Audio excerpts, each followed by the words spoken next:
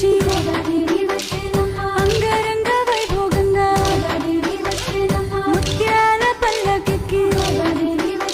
మనువాడ వచ్చేనమ్మా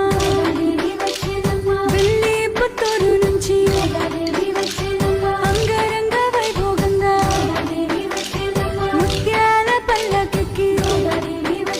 మనువాడ వచ్చేనమ్మా గోదాదేవి వచ్చేనమ్మా మన